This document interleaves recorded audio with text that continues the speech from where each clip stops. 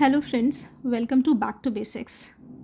I welcome to you my channel जहाँ हम रोज study करते हैं एडिटोरियल को आरसी के व्यू पॉइंट से. व्हाट आई मीन टू से, जो एडिटोरियल आरसी के व्यू पॉइंट से इम्पॉर्टेंट हैं हम उन्हें डिस्कस करेंगे. डेली बेसिस पे हम ग्रामर डॉजियर्स करेंगे और इन सभी एक्सरसाइजेस को करते समय हम ध्यान रखेंगे वोकैबुलरी का, उनको समझने की कोशिश करेंगे पिक्चर्स के through. So kindly do like and subscribe to my channel back to basics with Preeti Gupta. And without further ado, let's start with the analysis. One of the worst form of modern slavery is child trafficking, and the Supreme Court of India has issued a stern wake-up call about the prevailing situation in India.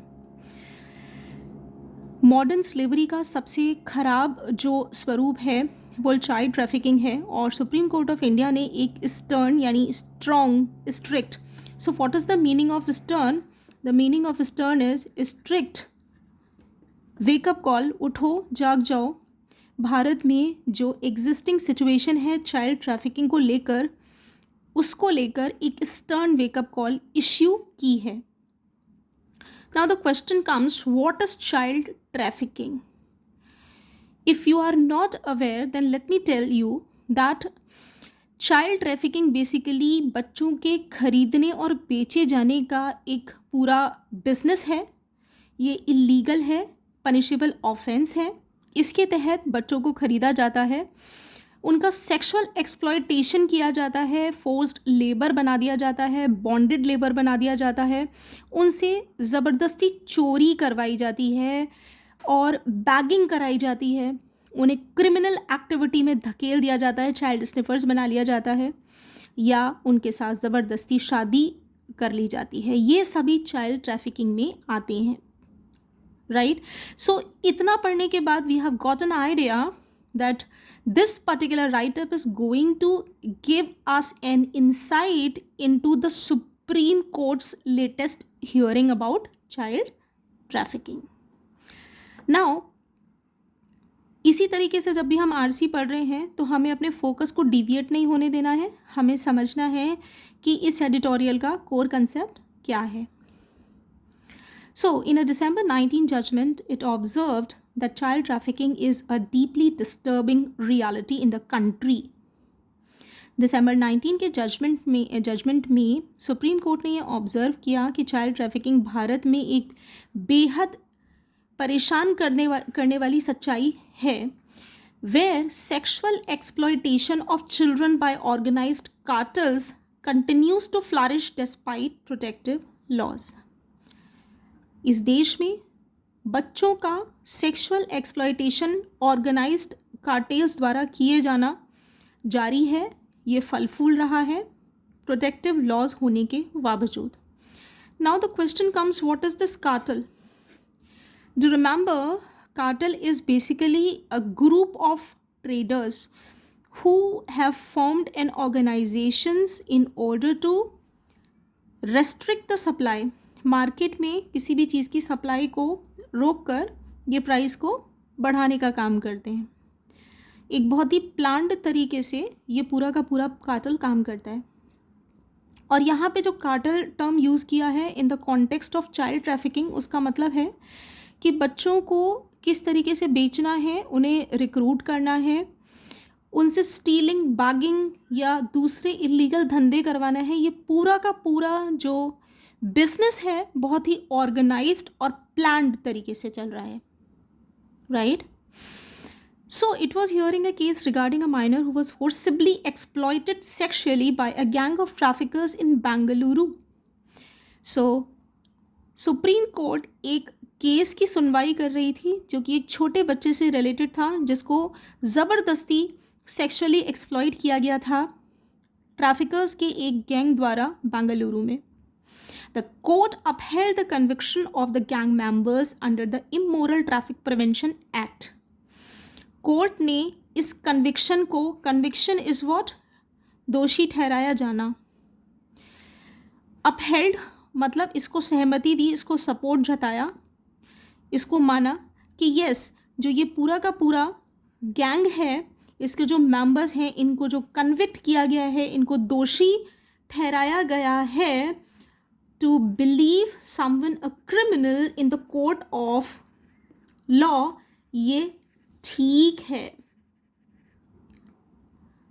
और किस act के तहत इनको दोषी ठहराया गया था, criminal ठहराया गया था? Immoral traffic prevention act.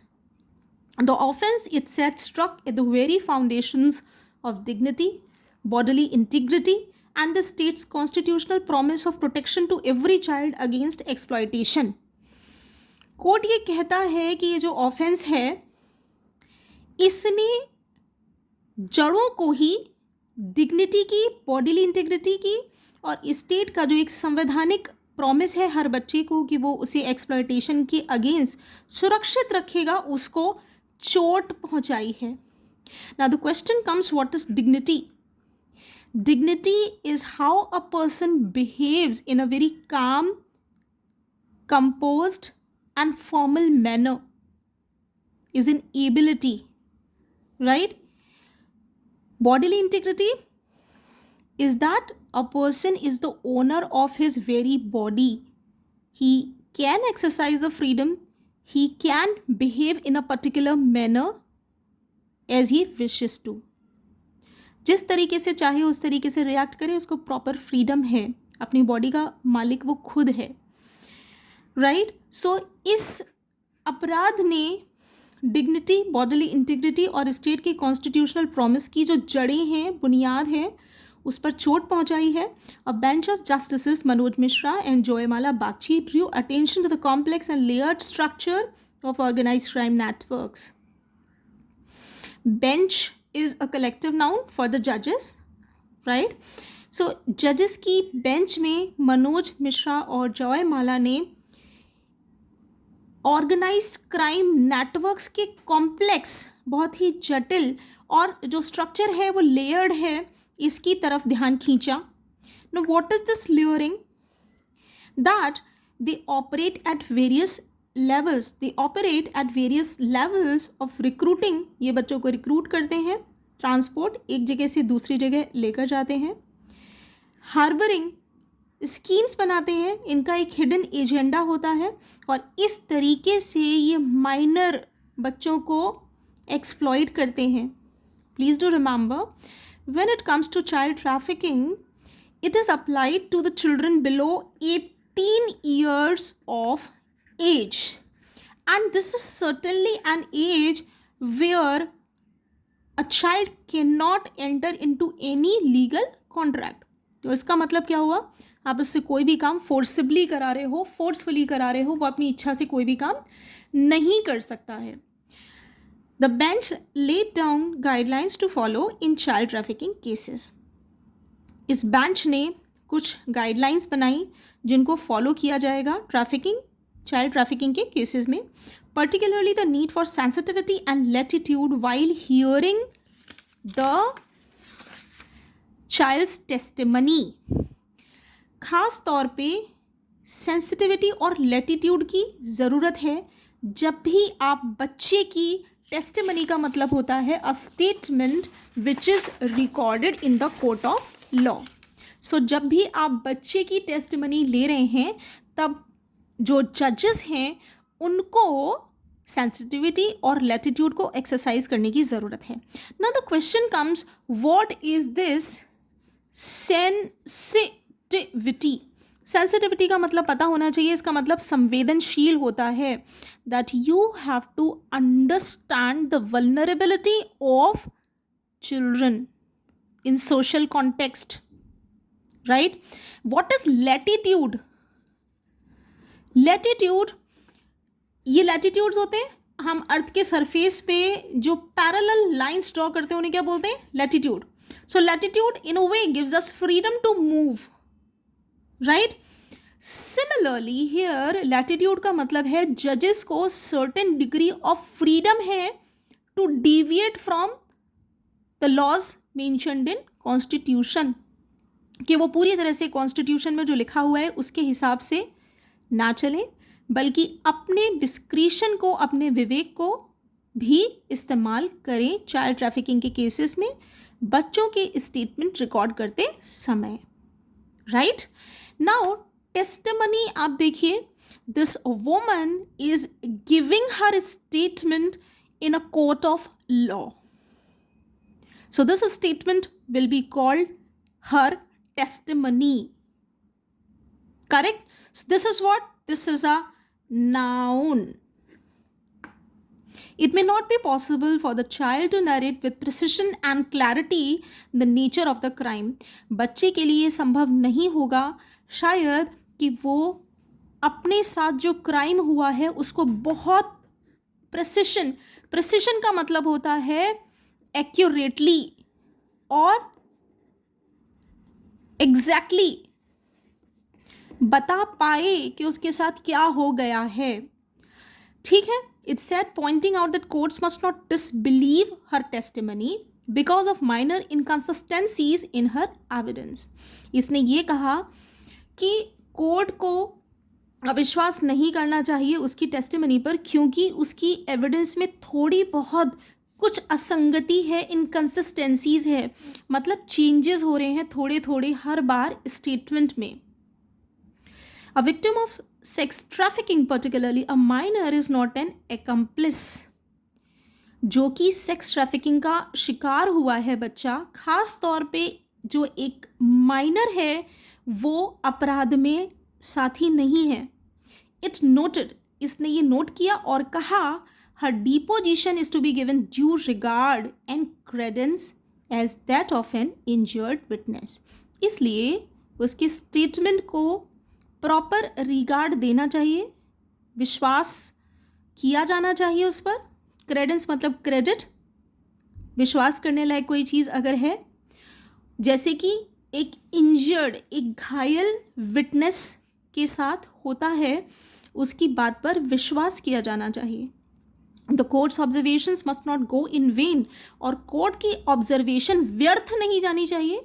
ये बोलने का सीधा सीधा मतलब है कि जहाँ पर आप कॉन्स्टिट्यूशनल लॉज को अप्लाई नहीं कर पा रहे हैं वहाँ पर आप अपनी डिस्क्रिशन को अप्लाई करें, correct. And the onus is on the government and civil society to do what is necessary to protect children. और ओनस का मतलब होता है, क्या होता है, रेस्पॉन्सिबिलिटी। ये जो रेस्पॉन्सिबिलिटी है ये किसकी है, ये गवर्नमेंट की है और सिविल सोसाइटी की है कि वो बच्चों के संरक्षण के लिए, उनको सुरक्षित रखने के लिए जो ज़रूरी है वो करें। The net must be spread wide to end other forms of exploitations as well. इस जाल को थोड़ा और बड़ा फैला देना चाहिए जिससे कि दूसरे तरीके के जो एक्सप्लॉयटेशंस हैं वो भी इसके अंदर आ जाएं, जैसे कि चाइल्ड लेबर। सो चाइल्ड लेबर का लॉ क्या कहता है, that below 14 years of age a child cannot be used as a laborer, correct. Stringent laws, again stringent again means strong, strict laws बना दो, may be in place, laws बने ज़रूर हैं but on the ground, लेकिन धरातल पर much more needs to be done like giving teeth to anti trafficking units. लेकिन धरातल पर या ग्राउंड लेवल पर अभी बहुत कुछ किए जाने की ज़रूरत है, जैसे कि आप एंटी ट्रैफिकिंग जो यूनिट्स हैं जो ट्रैफिकिंग को रोकने का, चाइल्ड ट्रैफिकिंग को रोकने का काम कर रही हैं, आप उन्हें थोड़ी और पावर दे दो, और passing an anti trafficking bill, या आप एंटी ट्रैफिकिंग बिल को पास कर दें। सो बिल इज़ व्हाट, फर्स्ट एक प्रपोजल है, एक ड्राफ्ट है जो कि पार्लियामेंट में पास किया जाता है लॉ बनाने के लिए, एक्ट बनाने के लिए, correct. Last year the ministry of home affairs told parliament that India had recorded as many as 10,659 cases of human trafficking. पिछले साल मिनिस्ट्री ऑफ होम अफेयर्स ने पार्लियामेंट को बताया कि इंडिया ने 10,659 केसेस ह्यूमन ट्रैफिकिंग के 2018 से 2022 के बीच में रिकॉर्ड कर चुका था। पास्ट परफेक्ट, हैड रिकॉर्डेड, ठीक है। पास्ट परफेक्ट कहाँ यूज़ करते हैं, when a work is completely done sometime in the past, sometime in the past, right?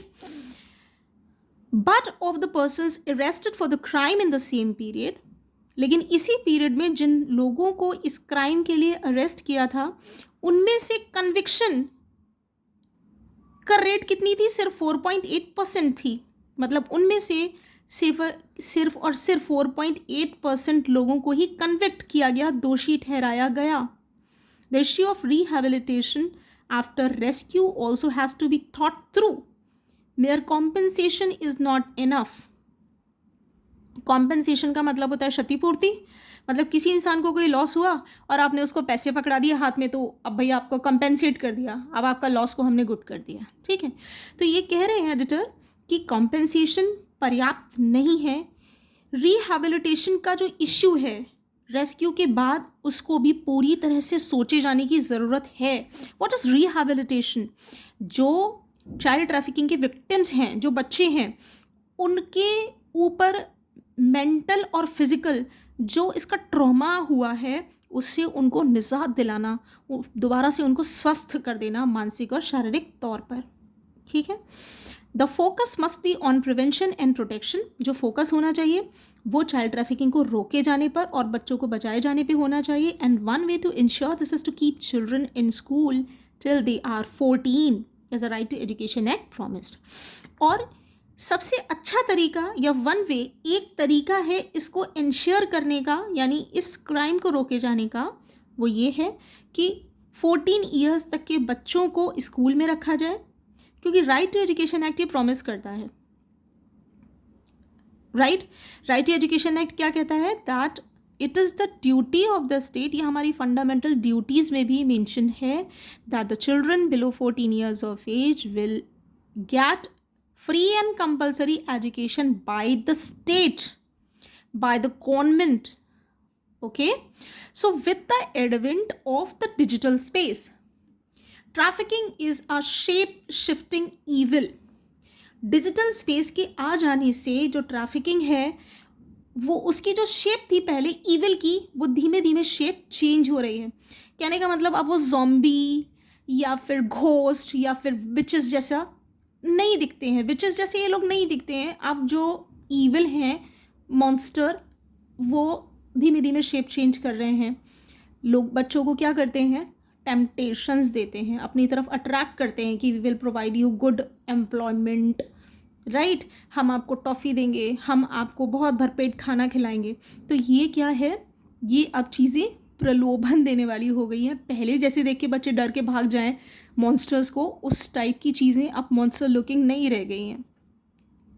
And government and social entities must be prepare to tackle all its form. और government को और social entities को हर तरीके से तैयार होना चाहिए trafficking के हर फॉर्म को कैसे उन्हें टैकल करना है उनसे, उसके लिए। करेक्ट। सो नाउ आरसी के व्यू पॉइंट से हमें कोर कंसेप्ट समझ में आ गया that we are reading a commentary of an editor on the Supreme Court's hearing related to child trafficking case in general, or in particular we are talking about a minor who was trafficked by a gang of child traffickers in Bangalore, right? So here the RC or the editorial analysis ends. Thank you very much for attending the session. Do like, share and subscribe to my channel so that you stay tuned. Thank you.